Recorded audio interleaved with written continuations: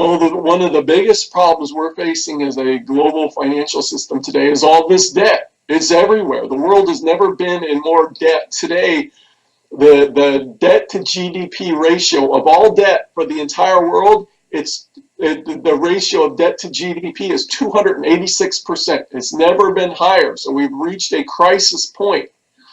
But just trying to do something, some deal like they're doing in Greece to try to make the debt sustainable and kick the can down the road, that doesn't solve the problem.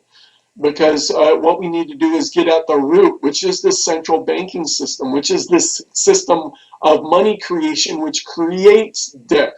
Our entire system is based on debt and the creation of debt and the continuation of debt. And so until that's addressed, there's never going to be any type of permanent solution. So dealing with how money is created and dealing with this debt-based system is absolutely critical. And then the other part of it is the financialization of the global system, where we've got this system where, you know, we heard in this last crisis, 2008, about too big to fail. We've got these too big to fail banks, and they promised us they would do something about it. The politicians all say, yeah, we're going to fix this problem. Well, here in the United States, since the last crisis, the too big to fail banks have gotten 40% larger collectively. Meanwhile, 1,400 smaller banks have completely disappeared from the system. Right. So that means the problem of too big to fail is now bigger than ever. Yeah. Meanwhile, since the last crisis, these too big to fail banks, you think they would have learned since the last time around? No, instead they've become more reckless. That, you know, Wall Street has become transformed into the biggest casino in the history of the world.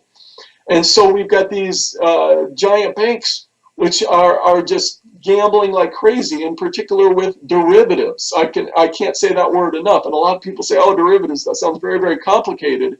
And they can be very complex and complicated, but at their core, they're just basically wagers. It's a form of legalized gambling, kind of like if you went to Las Vegas and you bet that either the Chicago Cubs would win the World Series or not.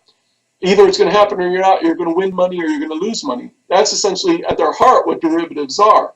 You're not investing in anything real. Like when you buy stocks, you're buying equity, you're buying an ownership interest in a company. Or if you're buying bond, you're buying the debt of a company. But derivatives, you're just gambling on whether something is going to happen in the future or not. And these big banks, these too big to fail banks, the 5 largest ones in the country, I'm talking about JP Morgan Chase, Goldman Sachs, Bank of America, Morgan Stanley, banks like that. The 5 biggest each have exposure to derivatives in excess of $35 trillion.